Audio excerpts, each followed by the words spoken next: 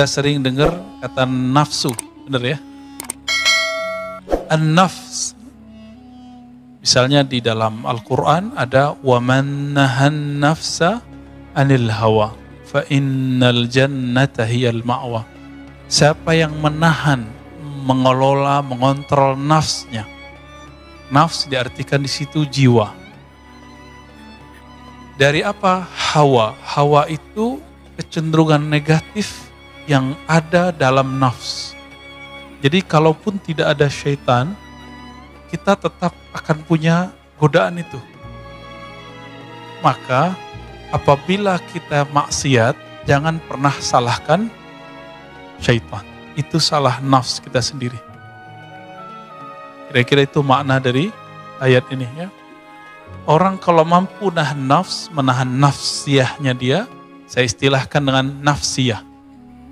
Kediriannya.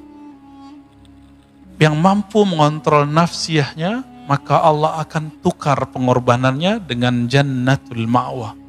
Sorga sebagai tempat kembali. Bapak Ibu yang melakukan Allah, diri kita, kalau saya sebut saya Ar-Razi Hashim. Itu yang disebut saya, aku, mungkin Bapak Ibu punya nama masing-masing yang diberi oleh orang tua. Nama itu ketika disebut aku itu tubuhnya, atau yang disebut nafs ini. Lalu apa nafs ini? Ketika kita marah, yang emosi itu nafs namanya. Ketika kita sedih, yang merasakan sedih itu nafs. Saya sering mencontohkan, kalau orang sedih itu nangis, benar gak? Tapi kalau perempuan menikah dan dia mencintai calon kekasihnya, habis ijab kabul dia nangis gak biasanya? Jarang yang gak nangis ya. Ibunya nangis, ayahnya nangis. Kadang-kadang orang yang hadir pun ikut nangis. Itu tangis bahagia apa sedih? Bahagia, berarti keluarnya air mata bukan pertanda nafsnya sedih. Itu sebabnya Bapak yang melakukan Allah, kita boleh bagilah siapa yang disebut diri kita. Pertama yang disebut diri kita, jasad, tubuh ini. Kalau luka bagian tangan, kita sebut tanganku luka. Benar gak?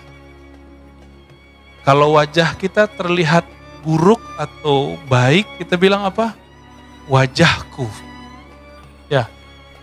Kalau perutnya kenyang, bilang perutku kenyang. Maka ini yang disebut diri jasad. Tapi Bapak saudara makan Allah, jasad ini dari mana? Dari mana si jasad ini? Dari tanah, dari air, dari udara, makanya kita butuh udara. Dan juga ada dari api. Jadi dalam tubuh kita ini ada 4 unsur.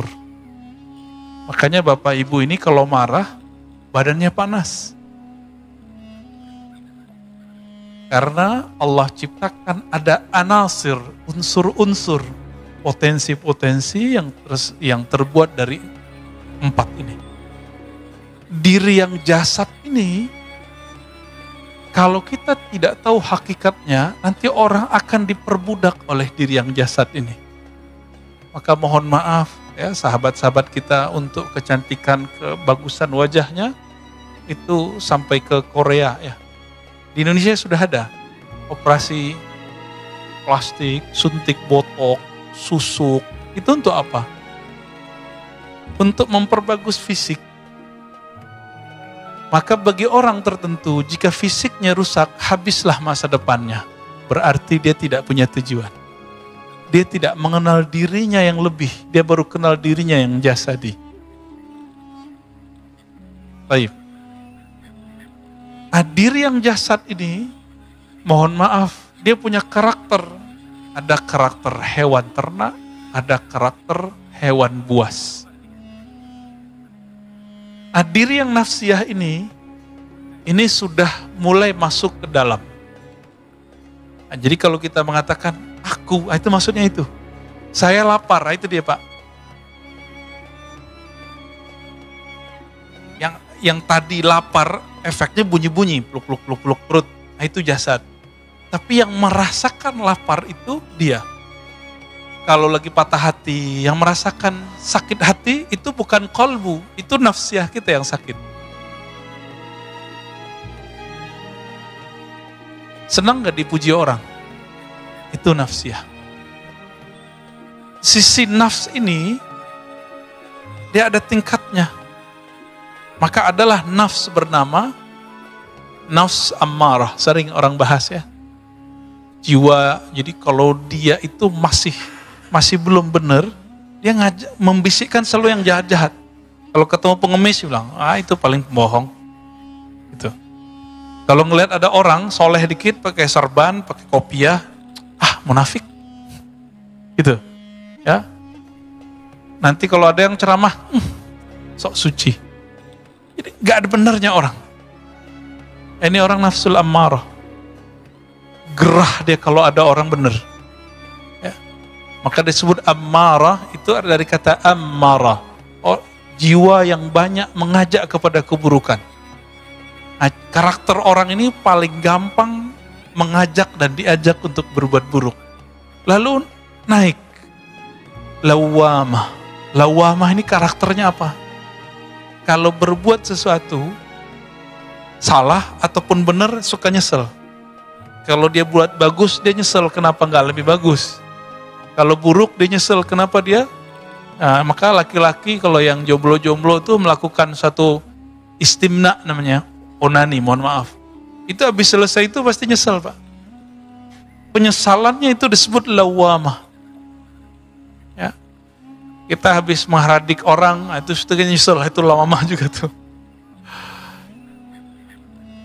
Kalau dia mampu mengkondisikan nafsnya, menjaga nafsnya, bisa mengenal Allah SWT, dia naik lagi, mulhamah.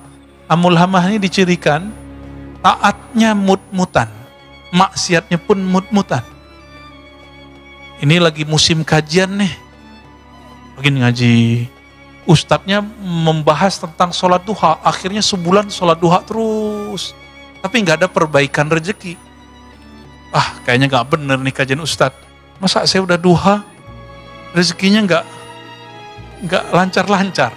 Berarti dia salah niat. Maka dia diilhamkan lagi oleh nafsiyahnya. Itu nggak bener. Ditinggalkanlah. Itu mulhamah. Kalau dia rajin zikir, dia kalahkan bisik-bisikan ini, maka mencapailah orang ini kepada ketenangan nafs. Ketenangan nafs. Disebutlah an-nafsu al-mutmainnah. Jiwa yang tenang. Nafsu mutmainnah itu kalau dibuat persentase 51% sampai 99% dia sudah baik. Dia sudah zikrullah. Jadi dapat dipastikan kita rata-rata belum nyampe, Pak. Di dalam Al-Quran, selain an-nafs al-mutmainnah, maka identik an-nafs itu jelek.